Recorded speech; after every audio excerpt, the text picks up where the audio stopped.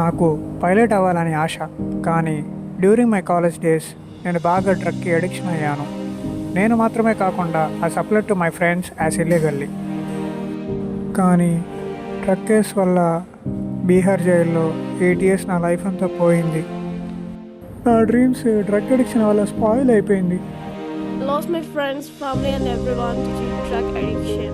Actually, I just play a game of truth and dare to taste these drugs with my friends.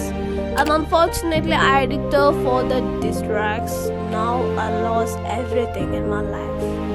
మన ఇండియాలో drug abuse and illicit trafficking cases చాలా ఎక్కువగా జరుగుతున్నాయి. ముందుగా చిన్నపిల్లల నుండి ప్రతి ఒక్కరు ఈ ఒక గుట్కా, పాన్పరా, కొకైన్, గంజాయి, marijuana ఇటువంటి మత్తు పదార్థాలకి బానిసలు అవుతున్నారు. ఇటువంటి మత్తు పదార్థాలు తీసుకోవడం వల్ల మిమ్మల్ని మీరే కాకుండా మీ కుటుంబాన్ని కూడా నాశనం చేస్తున్నట్లే.